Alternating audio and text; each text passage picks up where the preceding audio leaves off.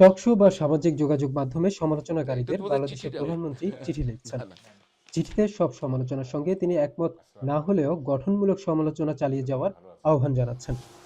সাম্প্রতিক সময়ে আমাকে উদ্দেশ্য করে ঠিক কতজনকে প্রধানমন্ত্রী এখন পর্যন্ত চিঠি দিয়েছেন তা জানা যায়নি, তবে সাংবাদিক মাহবুব কামাল তাদের একজন।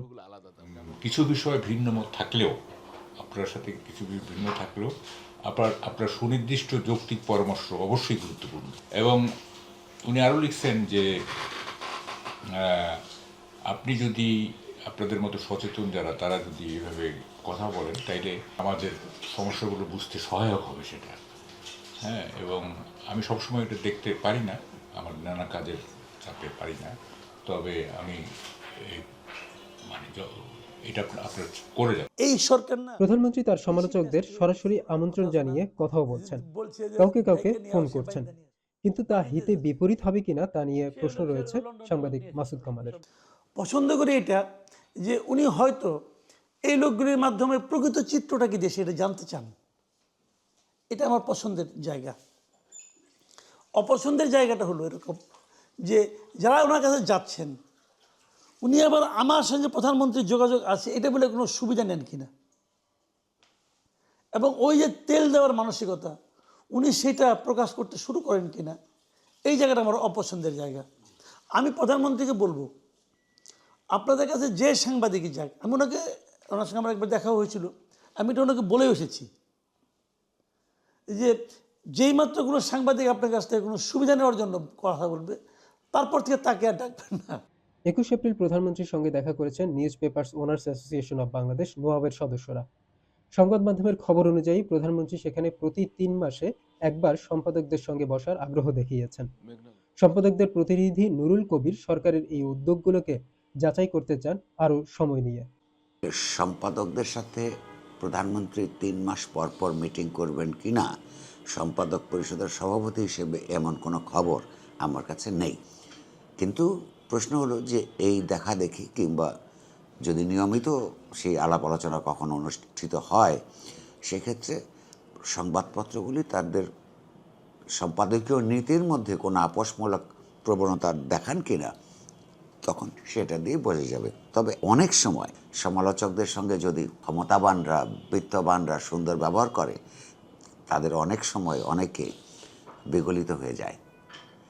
সেই ক্ষেত্রে এটা কৌশল হিসেবে শাসকদের পক্ষ থেকে প্রভাবশালী মহলগুলির পক্ষ থেকে এটা ভালো কৌশল, কিন্তু যারা চিন্তাশীল হৃদ্য দেশপ্রেমিক তারা কখনোই মানে শাসকদের মিষ্টি কথায় কিংবা মিষ্টি ব্যবহারে ভুলবে না।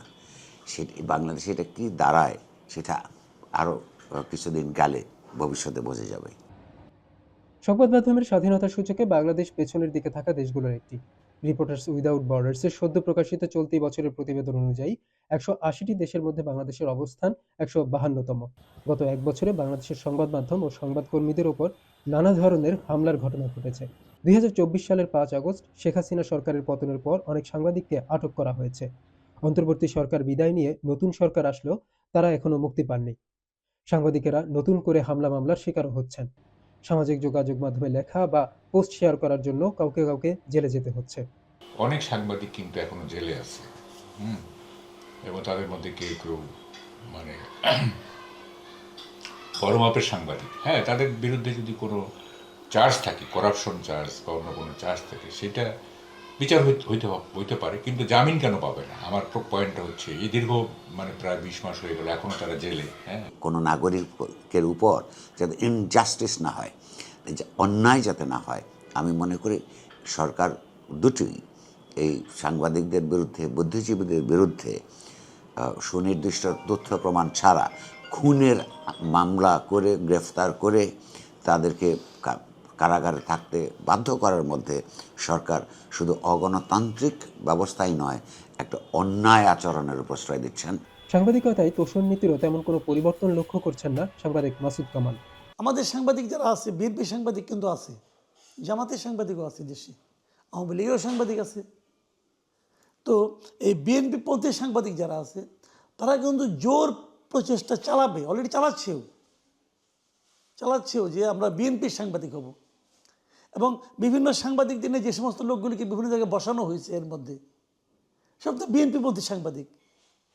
ওনারা একদিকে বলবেন যে আপনি বিএনপিপন্থী সাংবাদিক হয়েন না, সাংবাদিক হন, আবার কাজে দেখাবেন যে বিএনপিপন্থী সাংবাদিক না হলে আমরা তাদের কোথাও নিয়ে বসাই না। দুইটা একটু স্ববিরোধী হয়ে গেল না?